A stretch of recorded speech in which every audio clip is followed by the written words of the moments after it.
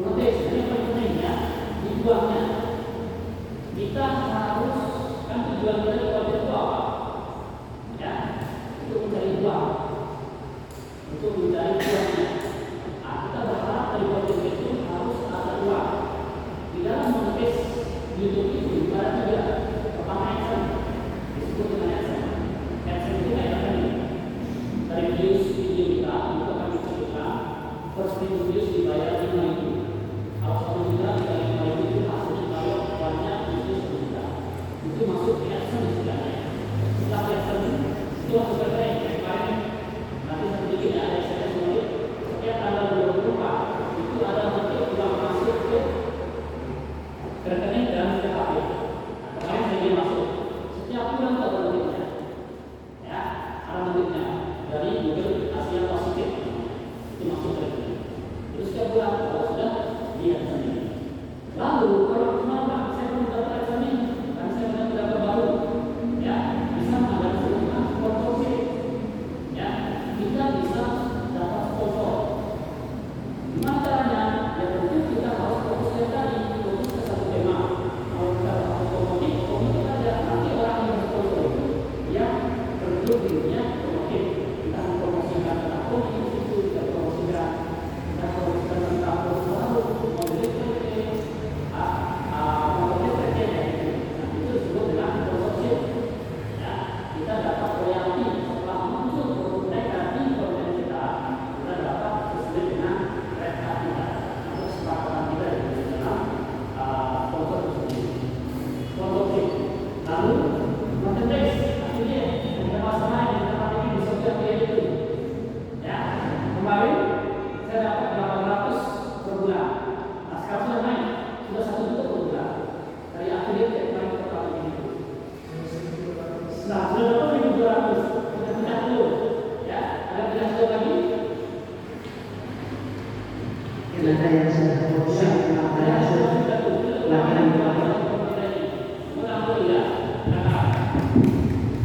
ada teman kita yang sudah berhasil menjual terus.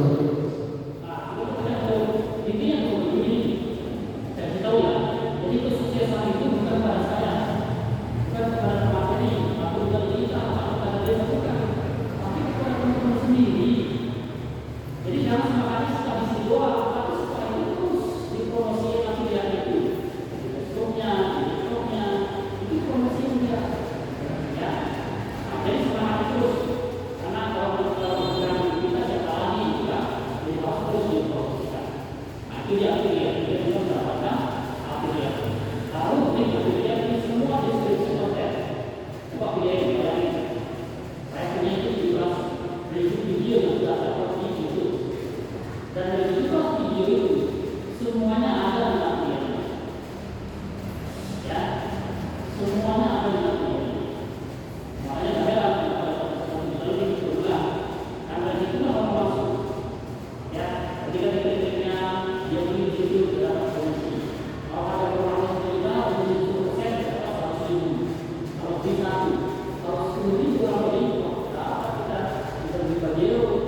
Ya, nah begitu ukurannya. Dan itu untuk butuh usaha. Tidak bisa sukses kita sendiri 2 minggu sebulan berbulan tidak bisa. Jadi semua berproses. Itu mindset harus kita pikirkan. Jadi gengsi itu dengan gengsi. Ya, kenapa perusahaan itu jarang sekali menerima gengsi? Karena mereka bertahan di sekarang. Kalau ditekan, sudah desain. Nah, makanya ini solusi untuk gengsi. Bagaimana konten sampai kalau kami saja bisa menghasilkan uang. Nah, ini yang harus untuk kita pertahankan. Ya, affiliate dan seterusnya. Lalu kunci suksesnya ada 3. Ini dikasih potensial di YouTube. Pertama, harus konten kita sesuai passion, sesuai hobi kita berat untuk cuma misinya. Ya, kita belajar tidak akan bikin konten-konten bengkel.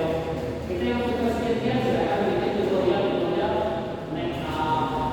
Kita yang kerja di desa apa-apa tidak akan bikin tutorial administrasi atau apa gitu ya. Harus sesuai passion. Jangan paksakan. Biar kita inginnya sampai dan tidak terbebani untuk keberlangsungannya. Yang kedua, konsisten.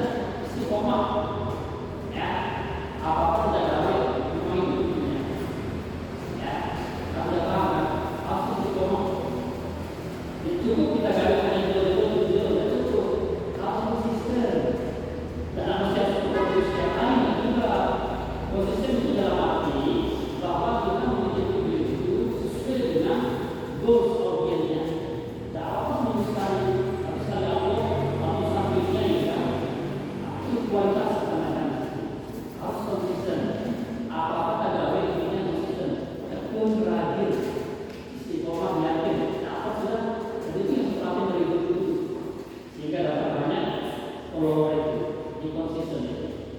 Konsisten di uploadnya, konsisten di satu temanya, dan konsisten kita di algoritmanya. Jangan nanti diproses jauh-jauh. Yang terakhir ada trik. Yang kita harus belajar. Makanya saya bilang dulu kemarin, algoritma yang tahun kemarin 2023 tidak bisa dipakai di tahun 2024. Ya, makanya harus belajar. Belajar itu